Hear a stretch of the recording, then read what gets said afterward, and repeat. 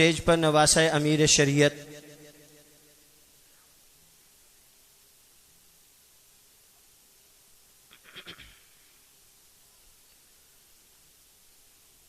محترم المقام جناب سید کفیل حسین شاہ صاحب بخاری دامت برکاتہم العالیہ تشریف فرما ہیں۔ ان کی نسبت بہت ہی عظیم تعارف کے لیے وقت چاہتی ہے،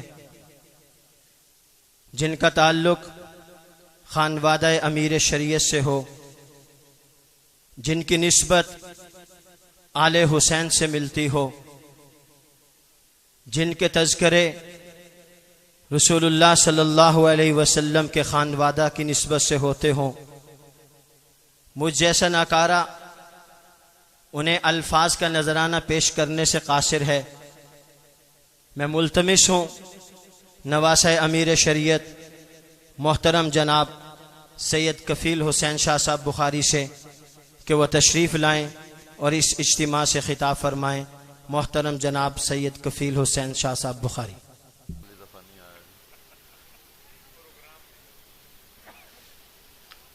الحمد للہ وحدہ والصلاة والسلام علی سید الرسل وخاتم الانبیاء وعلى آلہ واصحابہ وازواجہ وذریاتہ واتباعہ وبارک وسلم تسلیما کثیرا کثیرا۔ اما بعد فاعوذ باللہ من الشیطان الرجیم بسم اللہ الرحمن الرحیم۔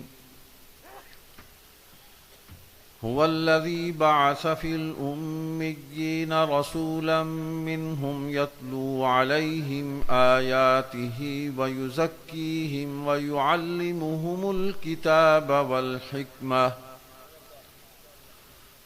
وإن كانوا من قبل لفي ضلال مبين۔ صدق الله العظيم۔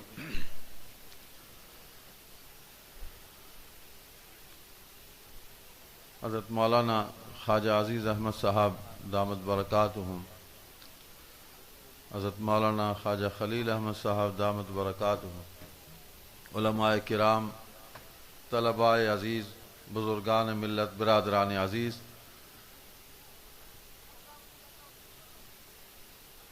مجھ سے پہلے بہت ہی قیمتی باتیں آپ سماعت فرما چکے ہیں۔ تعمیل حکم میں کھڑا ہو گیا ہوں۔ حقیقت یہ ہے کہ اس مرکز رشد و ہدایت میں اس انداز میں خطیبانہ انداز میں کھڑے ہو کے بات کرنا بڑا مشکل ہے میرے لیے، مجھے شرم آتی ہے، یہ حقیقت ہے، کوئی میں یہ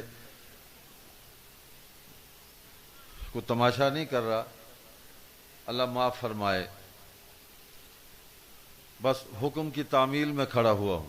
خانقاہ میں حاضری ہوتی رہتی ہے، اور جس طرح ہمارے حضرت مولانا خواجہ خان محمد صاحب نور اللہ مرقدہ، ہم عزیزوں، ہم فقیروں، ہم عاجزوں پر شفقت فرماتے تھے، اس کا تسلسل جاری ہے،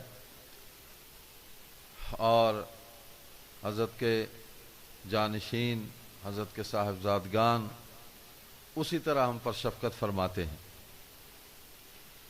دو تین باتیں بنیادی ہیں جو انہی بزرگوں سے میں نے سنی اور سیکھی اور اپنے بزرگوں سے سنی،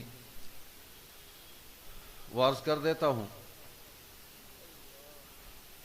خانقاہ، مدرسہ، تعلیم، تربیت، ان کا آپس میں بہت گہرا تعلق ہے، اور یہ تصوف کیا ہے؟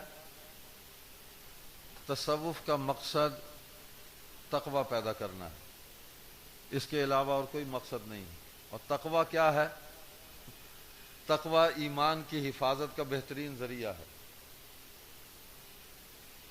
حضرت امیر شریعت سید عطاء اللہ شاہ بخاری رحمۃ اللہ علیہ کا ایک جملہ مجھے یاد آ گیا. آپ فرمایا کرتے تھے کہ تقوی انسان کی تمام قوتوں کا محافظ ہوتا ہے. تقوی انسان کی تمام قوتوں کا محافظ ہوتا ہے. ان خانقاہوں میں تعلیم کتاب بھی ہوتی تھی اور اب بھی ہو رہی ہے، لیکن پہلے بہت زیادہ خانقاہوں میں ہوتی تھی. اب خال خال کو ایسی خانقاہ ہے کہ جہاں ان تمام اصولوں کو اور ان امور کو مد نظر رکھ کر کام ہوتا ہے. تعلیم کتاب، کتاب اللہ اور حدیث رسول اللہ صلی اللہ علیہ وسلم، اس کی تعلیم، اور اس کے بعد کتاب حدیث کو سنت کی تعبیر کے ساتھ پیش کرنا، سنت کی آئینی اور قانونی حیثیت کو دلوں کے اندر راسخ کرنا اور اپنے متوسلین کے عمل کے اندر اس کو جاری کرنا، اس کا نام تقویٰ ہے. یہی تربیت ہے. خانقاہوں کے اندر یہی کچھ ہوتا تھا.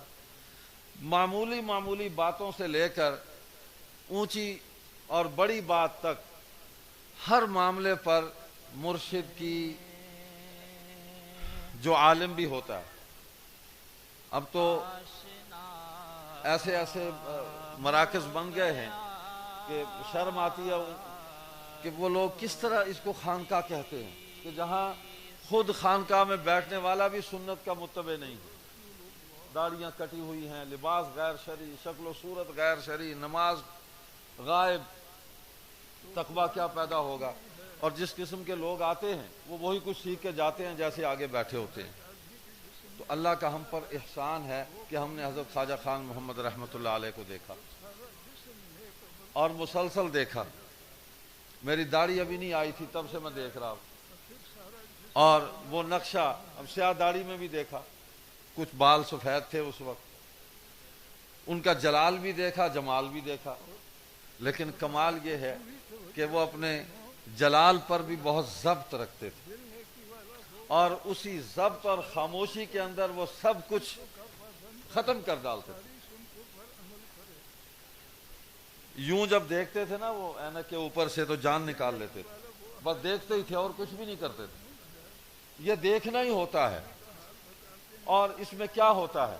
یہ تقوی کی طاقت ہوتی ہے اور کچھ بھی نہیں. تقوی، اور تقوی کیا ہے؟ حرام سے بچنا. علماء بیٹھے ہیں یہاں، بہت سارے معنی کیے ہیں اس کے. حرام سے بچنا، خلوص، ادب، اللہ سے جو تعلق ہے وہ بالکل خالص تعلق. تو حرام سے بچنا جو ہے یہی تقوی کی معراج ہے. اب اس کو آپ پھیلا لیں، ساری زندگی ہم بولتے رہیں، لکھتے رہیں، یہ کام ختم نہیں ہوگا کہ ہمارا بولنا جو ہے وہ بھی سنت کے مطابق ہو. ہمارا لکھنا، جو کچھ لکھ رہے ہیں کہیں کتاب و سنت حدیث اس سے ہٹ کر نہ ہو. ہمارے جو معاملات ہیں سنت کے مطابق ہوں. ہمارا اٹھنا بیٹھنا، چلنا پھرنا، لوگوں سے بات کرنا، ہر چیز سنت کے مطابق ہو. یہی تقویٰ ہے اور یہی حرام سے بچنا ہے. بات ہو رہی تھی کرامات کی. حقیقت یہ ہے کہ ہمارے ان اکابر نے جتنے بھی مشائخ گزرے ہیں کبھی کرامات کو تقوی کا معیار نہیں بنایا. ولایت کا معیار کرامت نہیں ہے، عمل ہے جو سنت کے مطابق. اس سے بڑی اور کیا کرامت ہوگی؟ یہی حقیقت. تو خانقاہوں میں تعلیم بھی تھی، تربیت بھی تھی، تزکیہ بھی تھا. اور ایک سب سے اہم بات میں آپ کو بتانے چل رہا ہوں کہ خانقاہوں میں بیٹھنے والے یہ ہمارے جو اکابر تھے، یہ معاشرے کے اندر جو دین کا کام کرنے والے لوگ تھے ان کی سرپرستی بھی فرماتے تھے. دعوت اور تبلیغ اس کا کام کرنے والے حضرات، ان کی سرپرستی، ان کے لیے دعائیں.